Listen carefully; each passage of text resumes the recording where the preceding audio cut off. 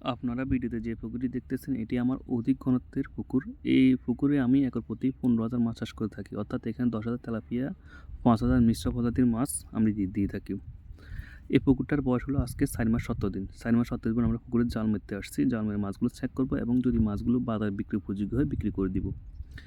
মাছগুলো যাতে আমরা সঠিকভাবে সাইজগুলো নির্ণয় করতে পারি সেই জন্য আমরা একটু খাবার ছিটিয়ে দিচ্ছি যাতে সবগুলো মাছ এখানে এসে জড়ো হয়। আমরা এই পুকুরটার মধ্যে ১০,০০০ করে একর প্রতি তেলাপিয়া দিই এবং ৫,০০০ করে সাদা প্রজাতির মাছ অর্থাৎ রুই, কাতাল, মৃগেল, কার্পো, গ্লাস কাপ, ব্রিকেট এই ৭ প্রজাতি মিলে ৫,০০০ টোটাল ১৫,০০০ মাছ দিই। সম্ভবত আমরা জাল মারছি।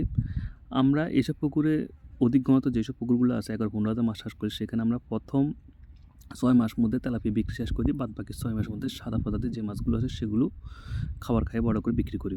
অর্থাৎ এখানে ২টা সিজন আমরা শ্বাসটাকে ভাগ করে রাখি। কিন্তু আমরা কোনোভাবে এই শ্বাস পদ্ধতি ১ বছর ঊর্ধ্বে নিয়ে যাই না। আমরা এখানে খাবার দিয়েছি এবং জাল মেরেছি। প্রথম আজকে যেহেতু এটা ৪ মাস ৭০ দিন এখানে আমরা অল্প কিছু তেলাপিয়া বিক্রি করতে হবে। সাধারণত আমরা অধিক ঘনত্বের তেলাপিয়া হলে আমরা ৭০০ থেকে ৮০০ গ্রাম না হলে তেলাপিয়াগুলো বিক্রি করি না। তবে তেলাপিয়াগুলো বাসমান প্রজাতির মাছ। আমরা এই পুকুরে ৬ মাস পর্যন্ত বাসমান প্রজাতির খাবার বাসমান যে খাবারটা আছে সেটা ব্যবহার করব এবং পরবর্তী ৬ মাস ডুবন্ত ফিডটা ব্যবহার করব। আমরা প্রথমে জাল মেরেছি এবং জালের মধ্যে আমাদের তেলাপিয়া আসছে। তেলাপিয়া বাসমান প্রজাতির মাছ। যেহেতু এই খাবারগুলো বাসমান দিয়েছি আমরা এখানে তেলাপিয়া আসবে এটা স্বাভাবিক বিষয়। এখানে কোনো ধরনের সাদা মাছ আসবে না। আলহামদুলিল্লাহ তেলাপিয়াগুলো ভালো একটা সাইজ দেখতেছি এবং কালারগুলো আমাদের মন মতন চলে আসছে। এই ধরনের কালারের মাছগুলো বাজারে প্রচুর চাহিদা এবং খুব সহজে এগুলো বিক্রি করা যায়।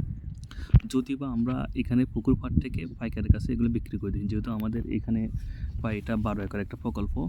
এখানে প্রচুর পরিমাণ তেলাপিয়া আমাদের পাড় থেকে বিক্রি করতে হয়। সেজন্য আমরা বাজারে যাওয়ার সেই রিস্কটা ঝুঁকিটা নিই না। আমরা এখানে তেলাপিয়াগুলো দেখে নিচ্ছি। আমরা যখন পুকুরে জাল টানবো, জাল টেনে এখান থেকে তেলাপিয়াগুলো গ্রেডিং করে অর্থাৎ সর্বোচ্চ বড় সাইজের যে তেলাপিয়া আছে সেগুলো নির্ণয় করে তারপর বিক্রি করব। আমাদের এই তেলাপিয়াগুলোর বয়স ৪ মাস ১৭ দিন এবং আমরা যে সাদা প্রজাতির মাছ দিয়েছি সেগুলোর বয়স ৪ মাস ১৮ দিন। ৪ মাস ১৭ দিন পরে তেলাপিয়াগুলো আমাদের যে কাঙ্ক্ষিত সাইজ তার থেকেও খুব দ্রুত বড় হয়েছে। আপনারা দেখতেছেন আমরা যে প্রতিটা গ্রাম সাইজ ধরতেছি, যে সাইজগুলো তেলাপিয়াগুলো প্রতিটা তেলাপিয়া সাইজে ৮০০ থেকে ৯০০ গ্রাম।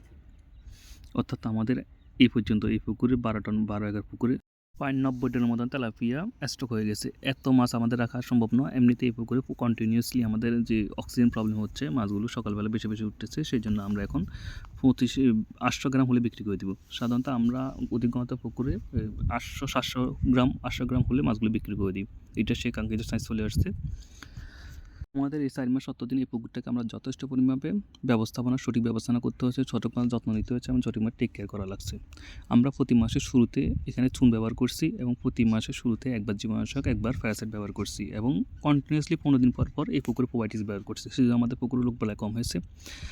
যাক, কথা বলতে আমরা এই মাছগুলো ভেবেছি এবং এই মাছগুলো প্রতিটা মাছ গ্রাম ৮২০ গ্রাম করে হয়েছে। অর্থাৎ আমাদের যে সাইজ সেই সাইজ সঠিকভাবে হয়েছে এবং এখানে প্রায় ৯০ টন মতন মাছ স্টক হয়ে গেছে। আমরা এখান থেকে মাত্র ১০ টন মাছ বিক্রি করব। বাদবাকি মাছগুলো যখন প্রতিটা মাছের সাইজ ১ কেজি হবে তখন আমরা সবগুলো মাছ বিক্রি করে দিব।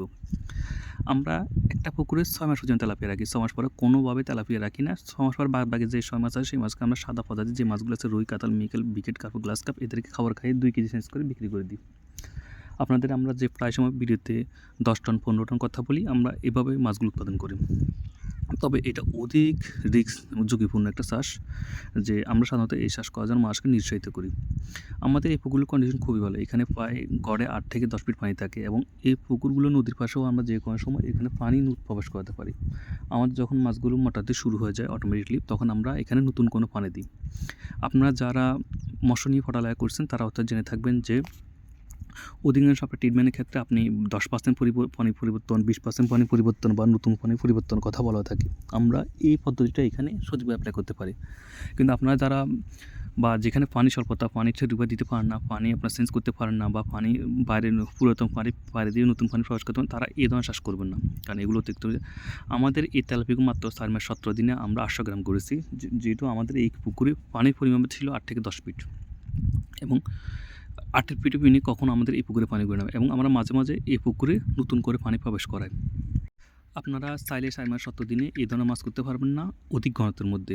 আপনারা যদি এই ধরনের মাছ করতে চান, আপনারা তেলাপিয়া একর প্রতি 5,000 দিতে পারেন। সাদা প্রজাতির যে মাছ আছে সেগুলো একর প্রতি 5,000, 10,000 মাছ দিয়ে আপনারা চাষ করতে পারেন। আমাদের তো 15,000 চাষ দিয়ে করতে হলে অবশ্যই আপনার 8 থেকে 10 ফিট পানি লাগবে। আর আমাদের এখানে এই চাষটা খুবই ব্যয়বহুল এবং আমরা প্রতি মাসে প্রচণ্ড রকমের প্রোবায়োটিক্স, চুন, লবণ যেসব দরকার সেগুলো ব্যবহার করি। আমরা আবারও একটা মাছ নিয়ে আবার দেখলাম, এখানে 12 পিস মাছ 10 কেজি হয়েছে, অর্থাৎ প্রতিটি মাছের গ্রাম এখানে 850 গ্রাম করে হয়েছে।